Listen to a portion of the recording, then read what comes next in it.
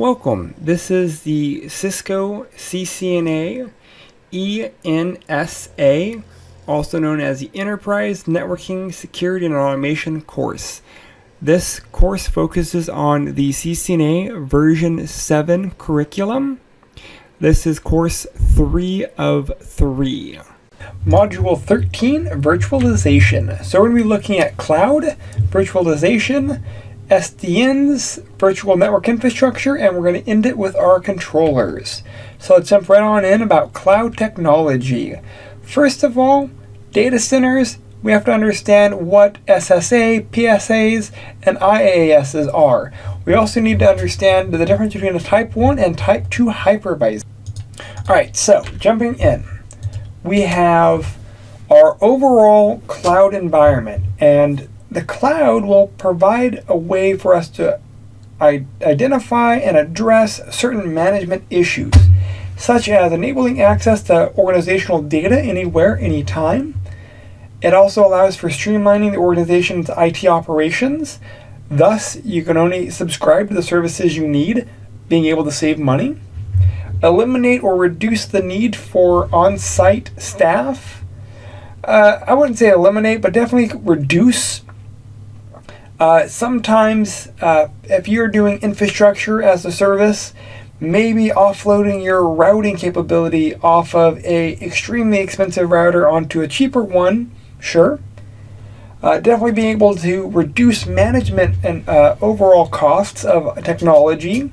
That's definitely a use for cloud-based services. Also reducing the cost of equipment, physical equipment, requirements, as well as personnel and training needs. However, cloud-based services, you may have to increase certain training budgets so that users are familiar with how to do certain things. One of the nice things with cloud is it allows for and it enables rapid response to increase volume requirements or resource requirements. It becomes very elastic, meaning if you need to increase your storage capacity, you can do that. If you need to increase your compute capacity, you can balloon up the resources that you need, and when you're done with them, you can scale them back. Thus, only using or only subscribing to the services and the hardware that you need when you need them. Some of the core cloud services are things such as, come on, change the slide. Sometimes PowerPoint's annoying. There are 3 main services: software as a service, platform as a service, and infrastructure as a service. Software as a service is things like applications that you can run in the cloud, such as like Office 365. You can run Word, PowerPoint, Excel from a web browser. That's software as a service. Our platform as a service is responsible for providing users access to development tools and services used to deliver those applications. Where infrastructure as a service gives IT managers access to networking equipment, virtualized network services, and other supporting network infrastructure. So if you are getting a Ubuntu machine, that could also be falling on the platform as a service. If you're getting a virtual switch connection, that would be infrastructure as a service. And those are the big 3.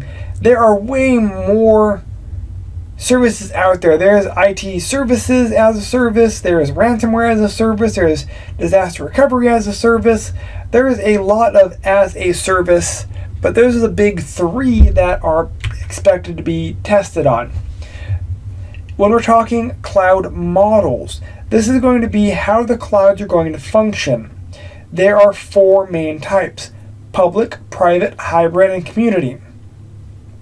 Community is a cloud that's created for exclusive use by a specific community only. The difference between a public and a community cloud are that the functional needs that have the customized for the community. For example, healthcare must be compliant with policies and laws, HIPAA for example, that require specialized authentication and confidentiality above what a private cloud or public cloud may be handle. A public cloud are cloud-based applications and services made available to the general population. Private clouds are applications and services extended for a specific organization that are normally paid for. A hybrid is essentially a public and private kind of rolled into one, and it's made up of two or more clouds, again either part private or partially public or combination, where each part remains a separate object but are both connected using a single type of architecture. Those are the four main types of our cloud models. So a common question then becomes, what's the difference between a cloud and a data center? Well, normally, a data center will have data storage, processing facilities ran by an in-house IT. A data center are typically expensive and they build and maintain those resources. A cloud computing device is typically an off-premises service that offers on-demand access, a shared resource of configurable computing resources. Realistically, both of these are on a cloud.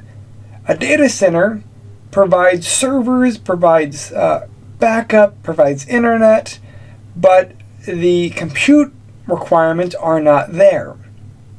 So you can have cloud providers like Azure or AWS or Google's cloud services.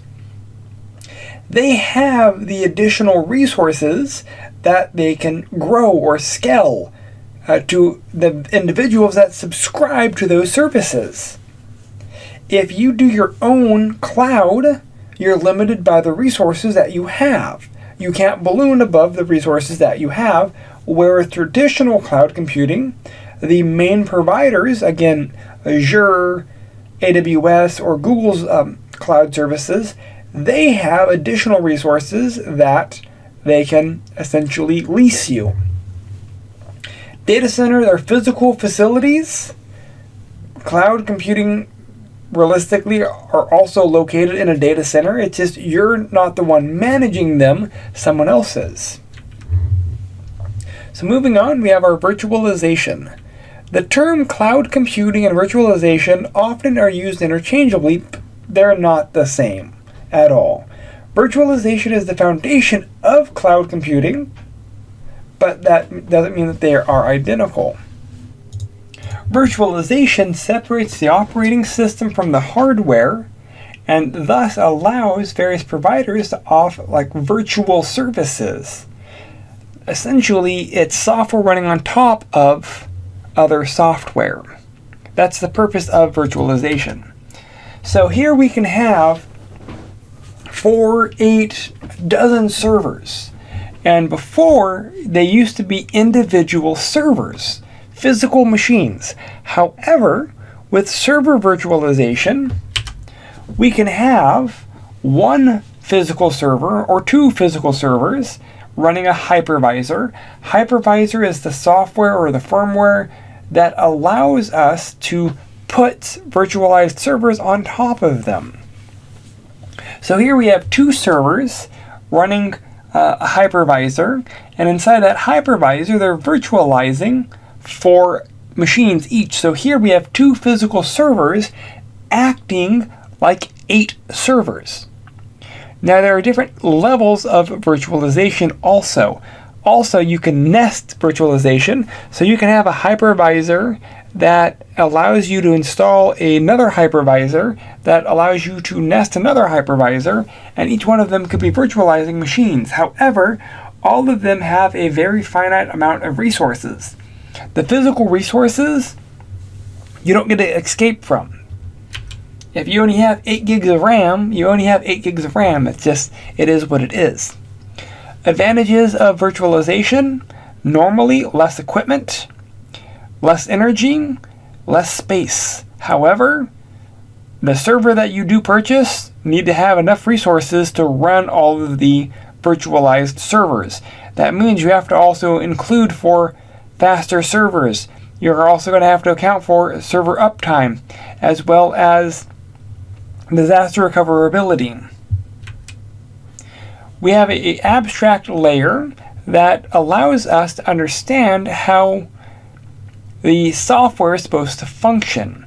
So at each of these layers of abstraction, some type of programming code is used to interface between the layer above and below it. So in order to gain access to the hardware, we have to have something. In order to gain access to the software, the OS, the services, there are different layers that allow for this. For our virtualization, our hypervisor will actually act as an intermediary between our operating systems. These are going to be guest operating systems and the hypervisor. When they need to access a resource like a RAM or a processor, the hypervisor is what's going to interact with the firmware, and then the firmware will interact with the hardware. With physical servers, the operating system deals directly with the firmware, but because, again, the hypervisor is virtualizing multiple servers, there has to be some way to manage the multiple guest OSs and their access to the firmware. We have a Type 2 hypervisor, and this is software that creates and runs VM's instances. This is a computer on a hypervisor that will support additional computers. So when it's hardware and the hypervisor directly on the hardware, that's a Type 1. If we are dealing with a hardware, then an operating system, and then hypervisor, that's a Type 2. So for example, you install VMware Workstation on top of Windows 10. That's a Type 2, because that means, I want my pen, your base operating system is Windows 10. You install our VMware Workstation, and inside VMware Workstation you can have your different OSs. That's why it's Type 2. The big advantage of Type 2 hypervisors is that management console software is not really required. You can load the primary operating system. Here that would be called the host operating system. You install the hypervisor, example, VMware Workstation, and inside there you can install all of your guest OSs, and you can turn them on and turn them off based off of your leisure. And that is it for this module. If you got any questions or concerns, please reach out. Thank you.